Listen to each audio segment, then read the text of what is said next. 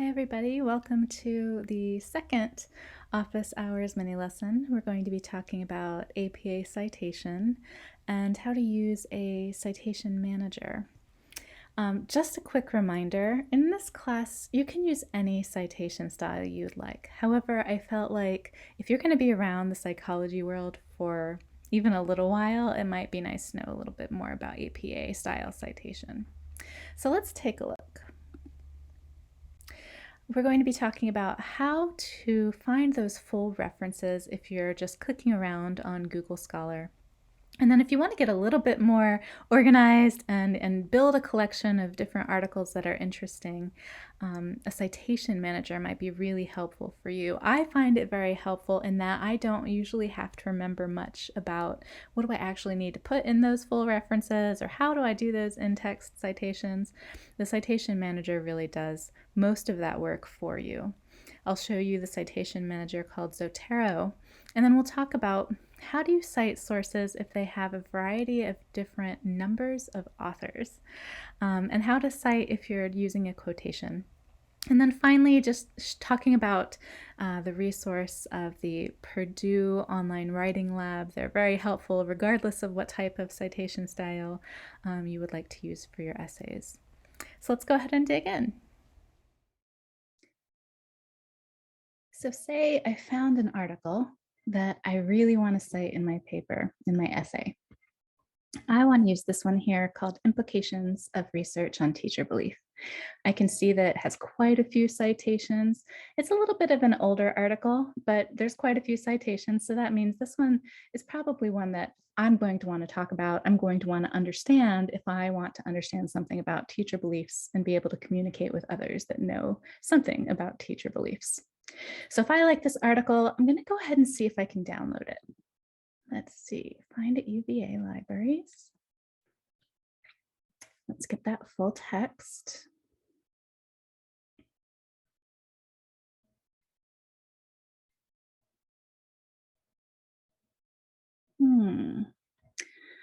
Aha, okay, so I'm going to say PDF full text. And finally, after all that clicking, here it is, and I'm going to go ahead and download it. Wonderful. Now I'm going to want to make sure that I store this somewhere that's going to be helpful for me to find it in the future. And so I have a folder for this class where I like to store any articles that I've been referring back to. So here's my fall class, and here's our class and my articles folder. So I'm going to scooch that article into my class folder, and everyone seems to find a way to name their articles that's most helpful for them. I like using the last name of the first author and the year that the article was published. Find a way to save articles that feels most convenient for you. So this is Kagan, and it was published in 1992. Great. So I've got my article. Now I want to figure out how to cite this article. There's a bunch of different ways to do, right? I showed you last time that if you go ahead and look in Google Scholar, if you click right here, it'll show you that full citation that you would use. So you could just cut and paste this to the end of your essay, and this is already right here in APA format. However, over time, when I start collecting a lot of articles, I like to find a way to organize my articles and a way to quickly have these, full citations and even the in-text citations at hand in such a way that it's easy for me to really quickly insert them into my writing. So in order to just make my life easier in the long run, I like to use a citation manager. Citation managers are apps that can help you organize and store different citations, different articles, and then make it easier for you in the future to go ahead and reference them in your writing. And there's quite a few citation managers out there. The one that I really like is Zotero. So you can go ahead and download this program to your computer. I think there might also be a way to use it online, just logging in straight here to the website. But I'm going to show you what that looks like on my computer. So here's my Zotero. You can see my whole library. I've got quite a few articles in there. One thing that's really neat about a citation manager, other than it just makes your life easier with citations generally, is the fact that you can create groups on here. So say you and 2 or 3 other friends are working on an essay for a particular class assignment. You can create a group where you can all just sort of put your articles together and organize them. So it's a very collaborative process if you want it to be. So I'm going to go ahead and let's see. Oh, I already have a folder for our class. So Psych 2700. And I only have that one article in it that was in the folder earlier. So to make my life easier, I'm going to take the article KN92 that I just downloaded and drag and drop it into Zotero and see what happens.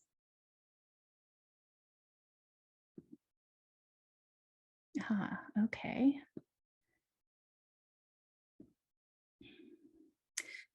So when I dragged and dropped, it looks as if it just put the PDF in there.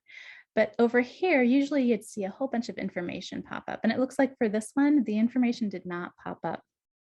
So there's 2 things to do if the citation manager doesn't just pre-populate all of the information for the article. One thing I'll do here is say create parent item. And it asks for the DOI or the ISBN. So let's go ahead and look up the DOI for this and just see if it has a DOI. Sometimes articles don't, especially some older articles, but a lot of the times you'll find they do have a DOI. So let's look, let's see what we can find. I'm just gonna highlight the name of the article and copy it. A great website to find DOIs. Oh, I'll put a new website in here. Let's put a new page. Is crossref.org.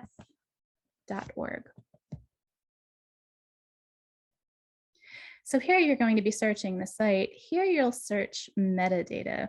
Metadata is this title, author, or DOI, or this little bits of information about scientific articles that are out there. So I'm going to put in that title and see if we can find the article. I'm not sure. I've not searched it before. Let's see what happens. It does take a minute for the search to go through. Here we go. And it thankfully popped up. It was the very first one. So here, this one does have a DOI. That's going to be so helpful. So I'm going to copy it. And let's bring it over to Zotero and enter it in and say create parent item. Because you were able to find that DOI, now you'll see all of this pre-populated information about the article right over here. The DOI has all of that information sort of attached with it. So when you enter it in, it just pre-populates all of this metadata. A few things you might want to check. When you're looking at titles, for APA, they like to use, for article titles, sentence capitalization, meaning the very first word of this title will be capitalized, but the rest will not unless it's a proper noun, a specific term.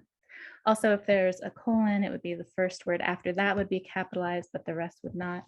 So just go through and make sure the title is using that sentence capitalization. Let's just check the other things just to be sure.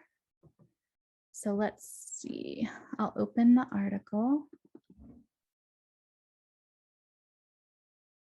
It's usually pretty accurate when you're adding in that DOI, but sometimes it's not, so it's good to just check. Especially if you are writing a paper that's citing many different pages, many different articles, it's nice to, even though it takes a little bit of time up front, go through and make sure that these citations and all of this metadata is accurate in the beginning rather than having to do all of them at the end. It's really kind of annoying. So let's look. Yep, Educational Psychologist is the name of the publication. I can see right here, 27 is the volume. The issue is 1, the page is 65 to 90. That's correct. Brilliant. So now this article is in my citation manager. It's ready to be referenced as I write my essay. So once you have, if you're going to use the citation manager, once you have it downloaded and you have your paper here listed in the citation manager, it's really easy to then go ahead and reference it using in your writing. So let's look at Word. Nope, that's not the one I want. Here you go. So here's a practice paragraph that we can look at about teacher beliefs. I study teacher beliefs, so it's a thing that I felt was easy for me to write about and give some examples of citations. So one thing Kagan mentions in that article is that teacher beliefs are tenacious, meaning if you already have a teacher belief in mind, even if you're presented with alternative information or situations that show you actually the opposite of what you believe, your belief is not necessarily going to be shifted. It's kind of stubborn that way. And so here, this second sentence, teacher beliefs are tenacious, resisting change even when explicitly challenged. This is the perfect place to cite the Kagan article. So I've already downloaded Zotero right here into Word. So I click on Zotero, go to add or edit citation. A little bar will pop up. Oh, well, this is the beginning of a new paper. So I have to first tell it what style I'm citing in. Now, remember, for our class, you can cite in any style you want. I'm talking specifically about APA citation style, because if you're going to be hanging around the psychology world for any amount of time, you'll definitely see this style.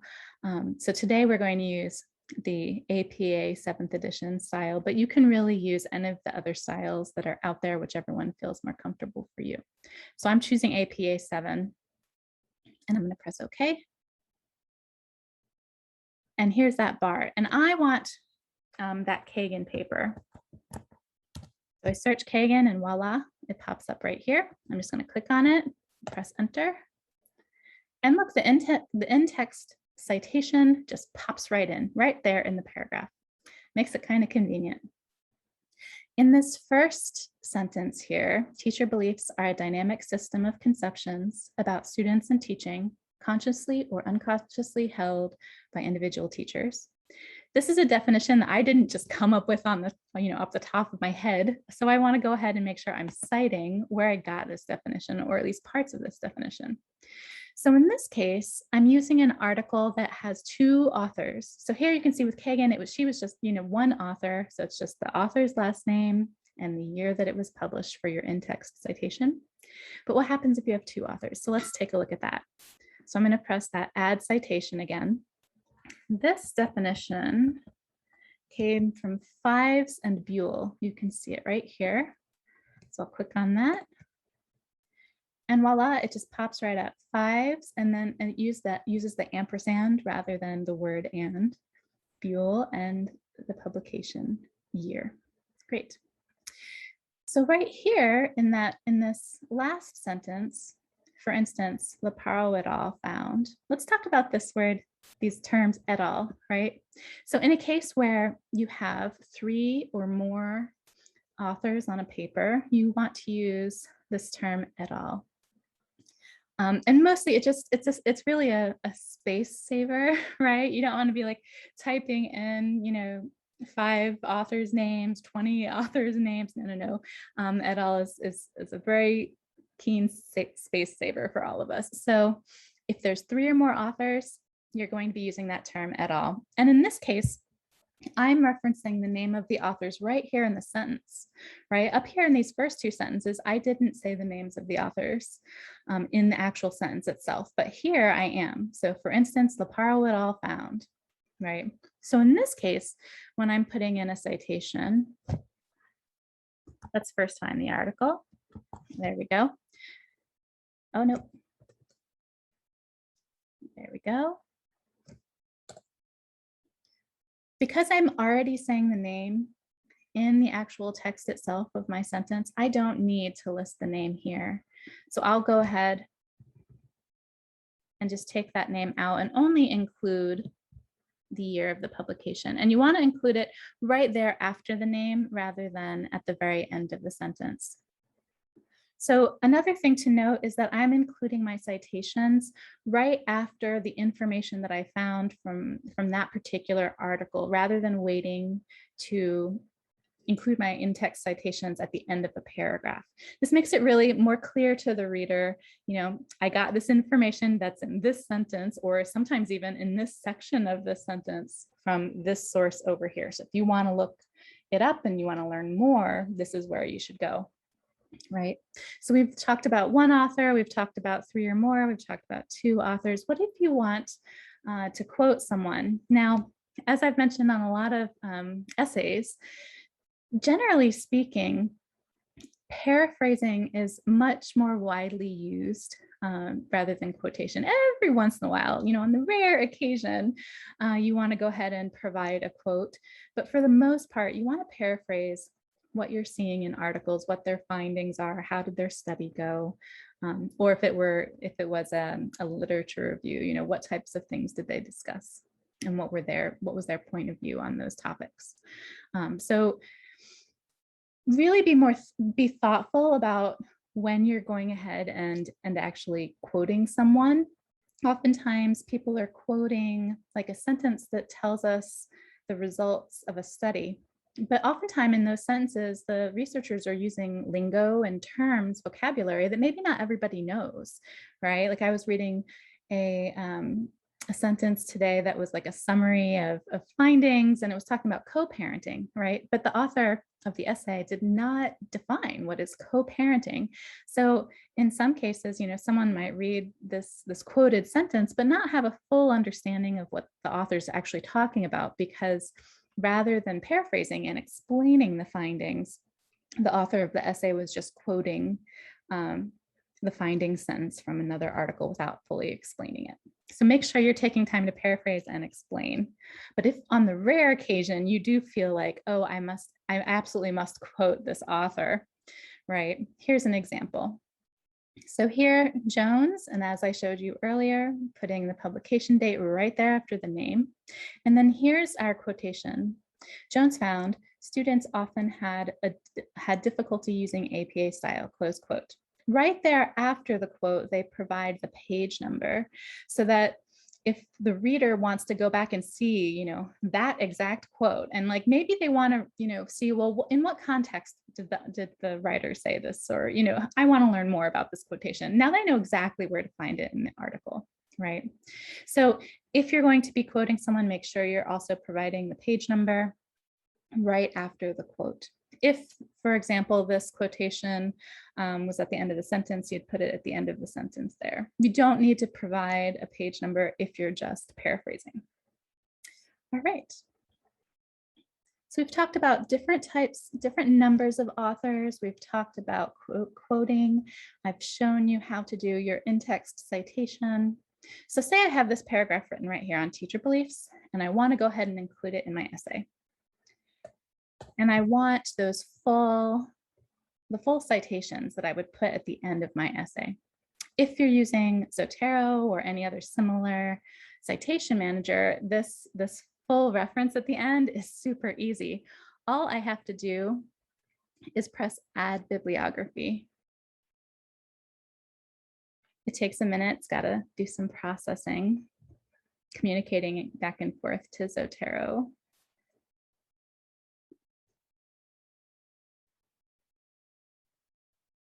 Aha. So here it is, these articles that I put in, Fives and Buell, Kagan, Leparo, right there, already pre-populated based on the information that I had there in Zotero. So for me, I enjoy using a citation manager. That way I don't have to come up with all of this. I don't have to write these full citations. All I have to do is make sure that the article is put into Zotero properly. And then once it is, I can use it in, as many essays or paragraphs or, different types of writings that I'm doing as I would like. It's already there in Zotero. Easy right there at my fingertips. And all I had to do was press a few buttons to make it come up in my paper. One more resource if you want to know more about citations, not just APA style, but really any style of citation, is the Purdue Online Writing Lab. This website is super helpful. You can see here they get into, for APA style, all kinds of details here about both in-text citations and providing those references at the end of the paper. But say you're using a different style, it does also go through the various other styles that are out there. So if you ever have like those nitty gritty questions, how do I cite this particular type of thing? This website is really helpful. Like one time I had to cite like a 2-minute skit from Sesame Street back in the 1980s. I was like, how in the world do you cite something like that? And so I went onto this website and was able to figure out, oh, okay, this is how I'd go ahead and cite that little skit. It was a fun time. All right, but the other thing that I find really helpful about the Purdue Online Writing Lab is they provide sample papers. So they have both an example of a student paper. So this is an example of a student who's writing a paper for a class, and the professor has said, I would like you to submit this paper in APA format. So you can see here, you can download this example paper, and not only can you see like the example writing, but then they make comments on the side here about formatting. So I almost find this a little bit more helpful sometimes than digging through all of the web pages listed here on the left. So I always, I have both the professional paper and the student paper downloaded. The professional paper is for folks who are planning on submitting their articles to those peer review journals that we've been looking at. So if I want to submit for publication, I'll make sure it's under this professional format rather than a student paper format.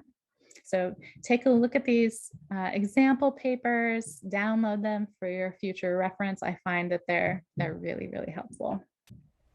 All right, everybody, thank you for coming to this second office hours mini lesson on APA citation.